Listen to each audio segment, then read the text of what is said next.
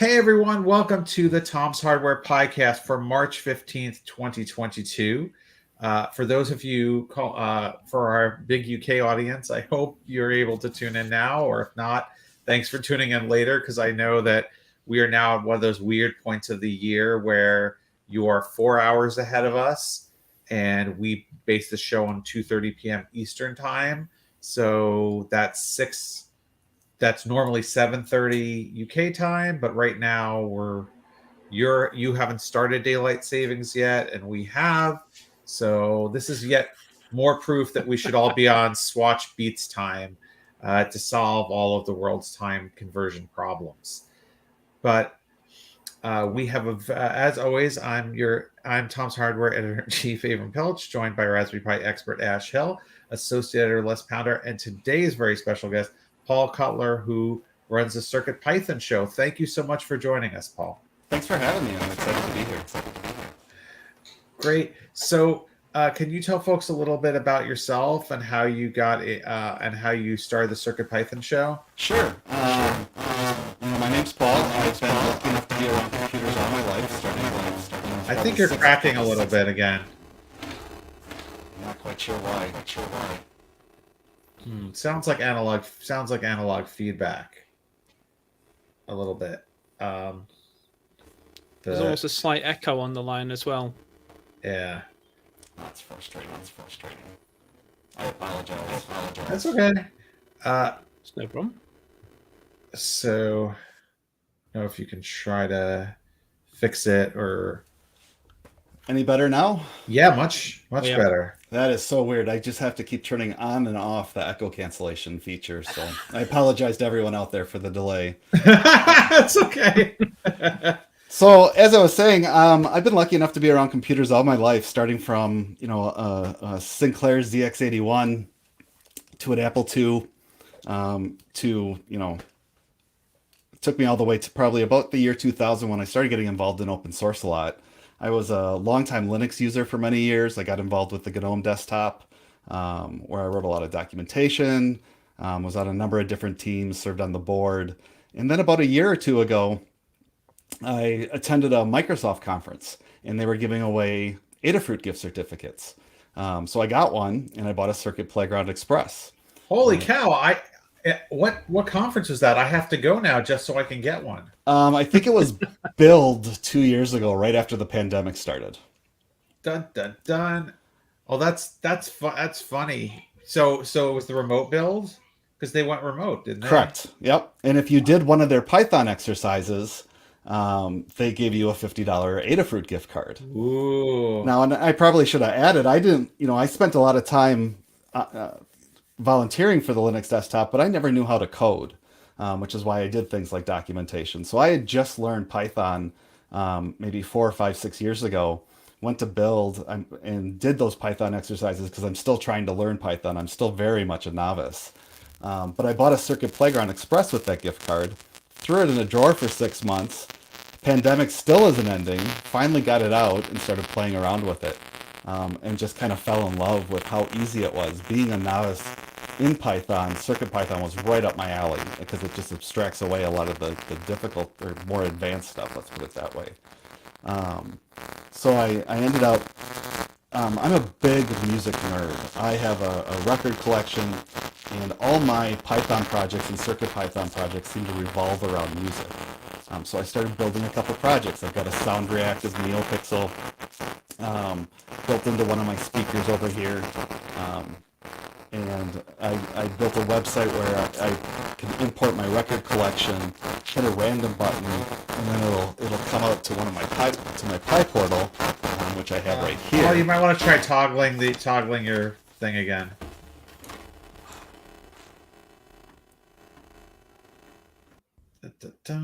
All right, there we go. And it's better now. Maybe like every couple of minutes, just do. Yeah, I'll just leave this settings screen up.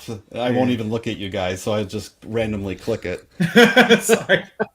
Write a CircuitPython script to do that. I should. And I don't think you can really see the Pi portal. Oh wait, yes, yeah, we can zoom in on you there. So you can see it's Pearl Jam's cover art from their 2013 album. So I built a website, and the Pi portal uses goes out to my website using an API, and comes back and displays the album art of whatever album I randomly chose to listen to. So I started building these projects, and then I subscribed to the Ada box, got a macro pad, and I went from liking CircuitPython to loving CircuitPython. You mean this? Yep, that's exactly what it is. I've got mine right here. Nice. And Everything. you know, I'm the maintainer of the awesome list for the macro pad. I just think that's one of the neatest things out there. And I know there's other ones, but that was the first macro pad that I've ever used. So to make a long story short, after having built these projects and seeing all these names in the community and getting help, I decided to start a podcast as an opportunity to get to know some of the folks and give other people out there the opportunity to meet people that are, core to the CircuitPython community. So I was really excited to get Kattni Rembor as my first guest on the show 3 weeks ago. And when you go to Adafruit and you look at their Learn guides, it's Kattni's name on the Welcome to CircuitPython and the CircuitPython Essentials Learn Guide. So it was a great opportunity to kick off the podcast with someone who's, so integral to the project. So that's kind of how the podcast came about. I don't work for Adafruit. I'm just a fanboy out there, loving everything that they do, and it's very cool to get to know some of the folks out there. Yeah, I'm sorry, Ash, you were going to say? I was going to say, it's really cool that you went and started a podcast. Obviously, we had a similar idea a few years back, and some static was creeping. You might want to reset again, but while you're doing that, I already did. Question for you. Okay, good. Since you mentioned that you first got started with CircuitPython, or Python in general, just a few years back, what path would you recommend as someone who recently got into it? What path would you recommend to beginners who want to know more about CircuitPython? So what I learned, tried to learn Python, is everyone learns differently, right? Some are visual learners, some can learn by reading a book, some can learn from a video training course. It was the video training courses that worked for me. I took a Coursera class at the basics, but then I actually supported the very first Kickstarter that the Talk Python training did that Michael Kennedy runs of the Talk Python podcast. And that's where it really clicked for me. His courses, for whatever reason, even though they're a little more advanced than beginner courses, the way he delivers those is how I learned. So I mentioned I built a website. It's running Fast API, the Python web framework. I took a Talk Python training class to get to that. So it's hard for me to answer that question because I think everyone, if you're a visual learner, it might be very different than reading, a big book that some people can actually get through and read the exercises. And the other thing is, I think you have to have projects in mind. So many times you see people new to a programming language say, hey, I've learned these basics, but until you really apply them, I don't know if you really know that programming language. So for me, it was having these goals I wanted to build X, so I need to go learn Y to do it. Yeah, I feel exactly the same way. That's how I've learned everything. Anytime I try to just learn something in isolation, it doesn't work, right? Like this is a human language, not a programming language, but for years I really wanted to learn Mandarin Chinese, and I took nighttime class for a few years, and I really didn't do very well at it because I had a goal, which was, okay, I'm going to be able to someday, and end up having some conversations with people in Mandarin, but I didn't have the project, right? I didn't have people I was talking to on a regular basis.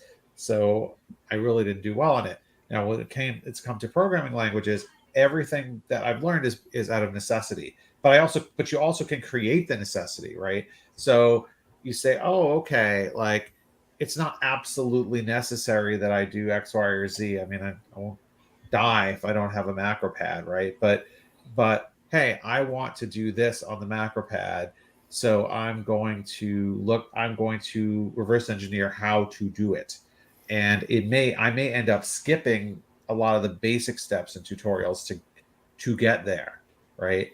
And that's what I recommend. That's what I recommend to everyone. You cannot, you have to start with a project. If you just start with a concept that you're going to learn something, unless you're a full-time student in school and your project this is your homework and you're going to get a grade on it, it's very hard. I find it's very hard to be motivated to just like, oh, I'm just going to program. Oh, I'm just going to do. You have to have something that you're going to do and some purpose behind it. However inane, the purpose doesn't necessarily have to be life or death, but come up with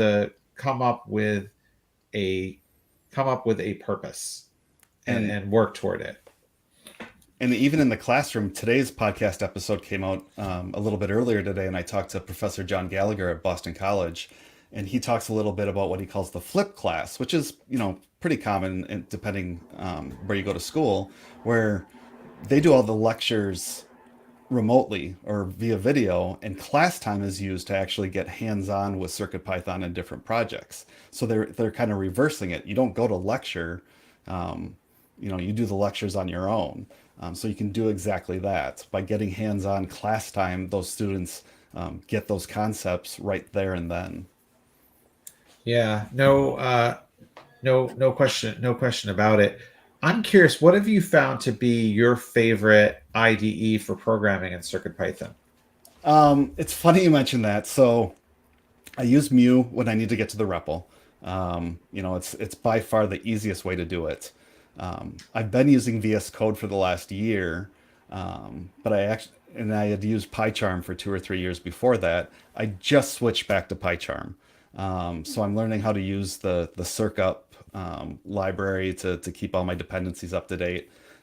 But for me, PyCharm had better type hint support, and I really needed that to do the fast API for the web project that I did.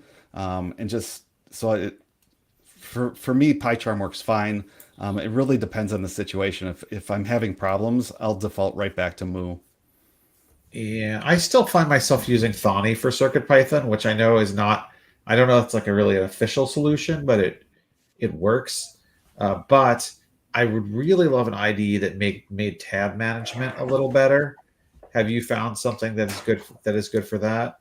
I haven't. I haven't really had a need yet. Most of my CircuitPython stuff is just, 30, 35 lines of code. It's just that one code.py, so I don't need multiple tabs open, but that's just me. No, I mean like by tab management, I mean literally making sure that your tabs align with each other. Tabs versus spaces. No. No, I just hit tab. I'm a tab guy, not a 4 spaces in Python. So yeah, it's a constant problem, I think, for learners if you take code that you copy and paste off of the internet and then you also add your own code to it, the tabs don't align, so then you end up with errors. And I personally, that is my biggest pet peeve about all flavors of Python is the fact that you have to use tab at all. Like no other programming language does that. Just give me some braces or something. But I wish somebody would make an IDE that would just sort of like, I don't know, align them for you or fix alignment errors. It seems like an obvious thing that someone should do. But Les, I know you had a question for Paul. I do, yeah. Now, Paul, I've been on your show, so I know what it's like behind the scenes. I just want to ask you a question. What's your motivation to start a podcast for a programming language? It's not something that, we instantly think, I like this language, it's really good, let's start a podcast. I looked around, and Adafruit does so much, and CircuitPython is more than just Adafruit. Let's just put that out there for a second. Yeah. For me, it was when I went into their Discord channel a year ago and I got some help. One of their core developers actually took some of the code I had written that I was stuck on and fixed it and pasted it right back to me. And that was kind of a wow moment for me in that community that they would go that far. Not only were they welcoming, but they were that helpful. So as I lurked more and as I asked for help more and got to know some of those folks, the idea was, there's no podcast, dedicated to CircuitPython. There's a handful of Python ones out there. I know it's very niche. I don't expect it to ever be super huge or anything. But back, 10, 12 years ago, back when I was working with the GNOME Foundation, I ran the GNOME Journal. I was the editor-in-chief of that, and I was doing interviews for that via email. So I had some experience. So it was a similar thought process of, hey, let's try and get to know these people. So the goal of each episode is really to ask a couple of personal questions, get to know the person, and then usually have one topic that we talk about. When Les was on, we talked a little bit about retro tech and dived into that for 5-10 minutes. So every episode has a little bit of a different flavor. So the motivation was really, let's get to know some of the folks and let everyone else get to know them while we're doing it. Yeah, that's great. I mean, we are such big fans of Adafruit and everything that they do. We've had Lady Ada on the show a bunch of times, and I'm always like, I hope I didn't say anything embarrassing, because like, this is someone who is just such a hero to me. So it's just like, they've done so much for the community. CircuitPython is just like just the tip of the iceberg. And as a journalist, as an editor, I have like envy for their tutorials, because they do such a great job. I mean, this is a company that manufactures things and sells things, and yet their tutorials I would put up against anybody's on the internet. So, they are a great publisher too. So, and one of the motivations, quite frankly, was to showcase some of the things that other people are doing with CircuitPython outside of Adafruit, right? Talking to Professor Gallagher today, I think, is a perfect example in today's episode of how many people knew that here's a college professor actually using CircuitPython to teach a class, and how is he teaching that class? So giving people opportunity to learn things like that is kind of cool. Paul, you're knee deep in the CircuitPython community. I want to know, what are some fun or interesting use cases that you've seen with CircuitPython? Oh, I wouldn't say I'm knee deep. I'm still fairly new. You're running the podcast. It's an opportunity for me to learn more about some of the cool things people are doing out there. Right now, the one thing that I'm watching with great interest, and you actually had a show on this a couple months ago, is keyboards. I'm debating whether I want to invest in actually building a CircuitPython keyboard or not. Ooh, we had a guy on last week. You did? Yeah, although it's not clear whether that's going to. I mean, I think it will work with CircuitPython, but I don't think he had made it work with CircuitPython yet. So, but it should, right? So, for me, that's one of the cooler things. I've got a bunch of music-related projects that are personal for me. It really depends on what itch you're trying to scratch. It's fun just to kind of lurk in their Discord and see the questions people are asking about the different things they're trying to build. But off the top of my head, I'm probably just a little nervous from being on the show. Nothing's coming to mind. I would like to see more information about people building games in CircuitPython. So, I mean, I know it's out there. People are using some things with CircuitPython to build at least elementary games, and I would really like to learn more. Personally like to learn more about that. So. One neat project, if you watch Adafruit's show and tell from just last week, is there's a gentleman who built smart glasses. So he's got a Raspberry Pi Zero 2, and I don't think it's CircuitPython specifically, but I'm not. Even though the Pi Zero 2 you can do the bare metal thing with, but he shared that project last week, and I was really taken aback. I was like, wow, that's really cool. It has motion detection. It was really, really neat. Nice. I would like that. That would be really awesome. My son and I have a long-term project that we've been trying to get off the ground with being able to build and I know some people have sort of done this, build like an LED, a game system that like games that play on an LED screen and like LED matrix. And we've been able to do that using Pygame, but and regular Python. But the issue with that is it really wants you to have Pygame really seems to want you to have an actual screen. Yeah. As opposed, I mean, I guess there are ways around it sort of, but so I would love to find a way to do that with CircuitPython without Pygame, or so that we could build like a complete system where you could play all kinds of games on like a 64 by 64 matrix or something like that. Now, I know it's not CircuitPython, but it is running on an RP2040, but the Doom stories that have been in the news this week, all 9 levels of Doom running on an RP2040 is just amazing. Yeah, we covered that yesterday. It's amazing to squeeze all of that in something that's got like 264 kilobytes of RAM. It's like, okay, that's amazing. And if you've got the 8 meg version, you can have Doom 2 as well. Oh, that's great. I'm sold. I gotta try it. So Paul, we ask this of all of most of our guests. How many Raspberry Pis, including Picos, do you have? I have, I'm going to guess 8 Raspberry Pis. That might be on the low side. And I have 4 or 5 RP2040 devices and 1 Matrix portal. So probably 6 CircuitPython devices just lying around here in my very messy workbench to my left. Nice. And that's all within the last year or two as I've become a maker. I bought a used 3D printer so I can actually build enclosures for it. It's like the little kid's book if you give a mouse a cookie, right? Yeah. No. You know, you get a microcontroller and now I need something to print so I can actually hold it in place for whatever project I'm going to build. It's just crazy. Yeah. There's a good kid's book idea. If you give a maker a microcontroller. There you go. Next thing you know, they've got a 3D printer, a soldering iron, and the list just goes on and on. Yeah. No question. Well, speaking of pies, I had to buy another Raspberry Pi the other day. And were you able to? Yes. Before the prices went up ever so slightly to correct for the dollar to the pound. Yeah, I got a 2 gig Pi for £44. So for the benefit of our audience right now, where can you get a Raspberry Pi right now? Pico is easy, but everything else seems to be sold out, at least when I'm looking in the US. It seems random. I got a Pi 02 from SparkFun a month or two ago, and they sold out immediately. I know Adafruit had the middle tier of Pi 4s in stock last week for about a minute. It's just luck. It's not easy. I mean, I think the best advice I would give to people is obviously check the things. If you're really desperate for a Pi and you don't mind having it inside the keyboard, the Pi 400 seems to be readily available for about $70.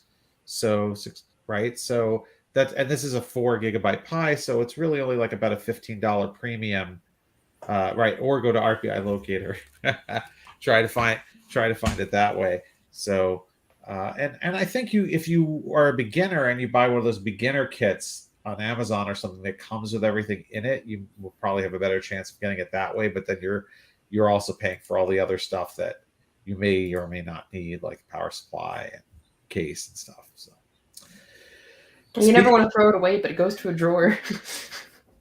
Yeah. And that drawer becomes a box and it becomes a container. And then it's a room. I got one of them out this weekend, actually, and installed Blinka, the CircuitPython compatibility layer. I had never played with CircuitPython on a Pi before. And part of me was like, why are they not shouting from a rooftop about this? Because, there's millions of Pis out there. It's awesome. It was really neat. It was so easy to use.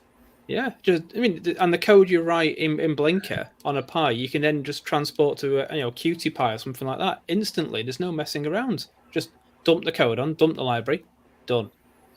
Awesome. Yeah. So Les, speaking of things that use CircuitPython, you have a new product that you've been playing with that works very well with CircuitPython, correct? I do indeed. We have Badger 2040. Now, as you can probably guess by the name Badger, it's a badge. It's an e-ink display badge. It's about 12 UK pounds to buy this. I'll try and get it so it's nice and not blurry. There we go. Now, I've been messing around programming this today, so I've got loaded on here. I'm doing this from reverse, by the way. This is going to be interesting. I've got an ebook reader on here, so if I press that now, it's actually got an article from Tom's Hardware as an ebook. So that's what everyone should be reading on their badge. That's it. Just download the whole of our website to a badge and take it with you wherever you go. So this runs a version of MicroPython, which has been tinkered with by Phil at Pimaroni, a Gadgetoid on Twitter, in case you want to follow him. And it also works with CircuitPython. Work is ongoing with that at the moment. So it's not 100% compatible just yet, but it uses the same screen, I believe, as the MagTag, but a slightly different resolution. So it should be an easy fix to get it working.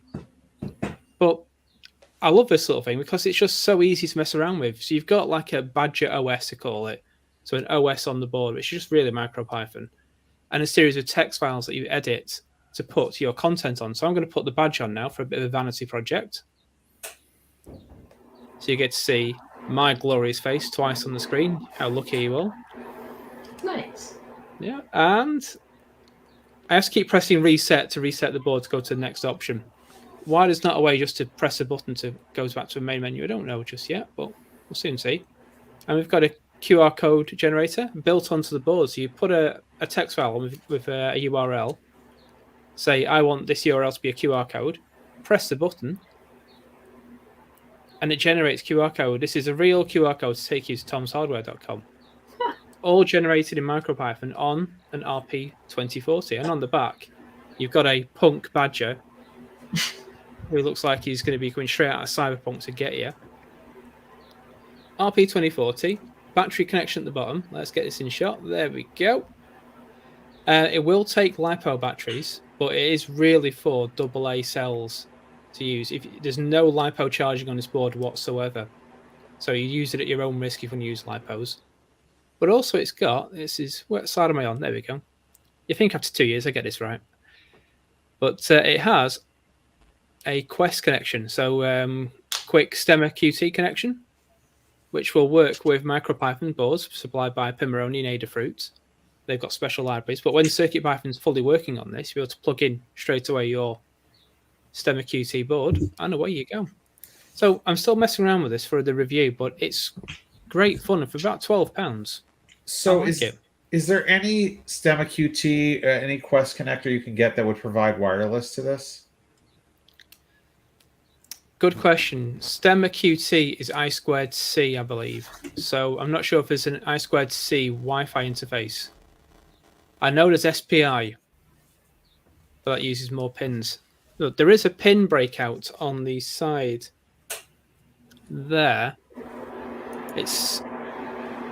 There we go. So you've got a very simple breakout here. This is surface mount soldering though, so it would be a bit tricky to actually solder to. If you've got the skills, go for it.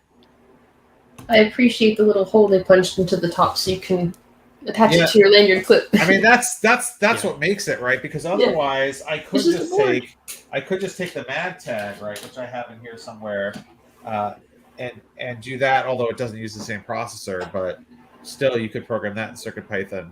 But my real problem with the MagTag, which I have sitting in a drawer here, is I don't know where in my house to put it, except maybe on the fridge, which is kind of full up.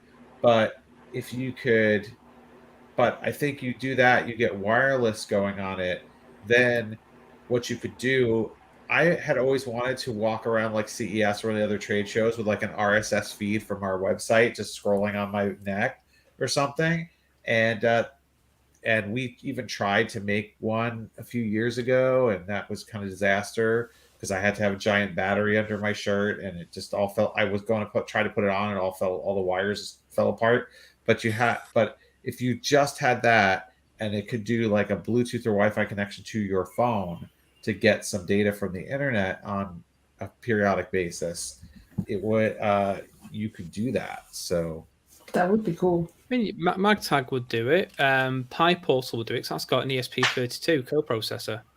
Yeah, but you can't hang those on your neck easily, can you? Well, you can. Yeah. If a PyPortal, if you 3D printed the case, you could actually put on your lanyard. I mean, they're small enough that you could hang it on a lanyard around your neck. Yeah, I've done that for a conference. The main problem is the battery, just sticking it to the back, but you can get credit card sized USB batteries that'll work. A bit of Velcro. Well, it wouldn't have to be a USB battery, right? You said it will do LiPo, right? They'll do LiPo, but USB batteries are easy to come by and easy to charge. No, we covered a Pi project. We covered a project that a guy had made a wearable suit to look like a Game Boy, and he had a full-on screen, like an old monitor, and big buttons that were 3D printed, and you could walk up and just play games on his suit. And if he can wear all that, Avram, you can wear your tag. Yeah. I mean, that makes sense. I think you see. It's goals like that will get me programming in CircuitPython, right? Because do I really need that? No. Would I love to do that? You want it? But do I want it? Oh yes, I really want that. I would love to have that for next time I actually just next time I go out in public and see human beings, which could happen. So we are now going, those of us in New York, in the New York office for our company, are now going to the office a couple times a week. So there's that. But also, Paul, I would recommend that I recommend that if you haven't already, that you talk to Melissa LeBlanc Williams about coming on your show. She does some writing, some 3D printer writing for us, but I know she's a developer who works with Scott Shawcroft on CircuitPython. So I bet she would be a great guest. She's going to be on in season 2. So I've planned about 6 episodes per season because I wanted to make sure that I didn't burn myself out. But I'm a bit of a planner, so I'm planning things far out. You can ask Les how far out we actually recorded his episode before it actually aired. But Melissa, who's also the maintainer of Blinka, is going to come on the show to talk about Blinka and that CircuitPython compatibility layer. Yeah, she's so excellent. She's also a really good writer, as we have discovered. So, and she tunes into the show. Anyway, it's just about all the time we have this week. But I want to thank Paul for joining us. It's such an honor to have you on, and of course, thank all of you who watch and listen. We will be back next week at our usual time of 2:30 p.m. Eastern, or in the UK now. How many more weeks do we have till 6:30 next week, and then the week after it all goes back to normal. Okay, so next week it's still 6:30 p.m. UK time, and then after that we'll be synchronized. All right. Well, bye everyone. We will see you next week.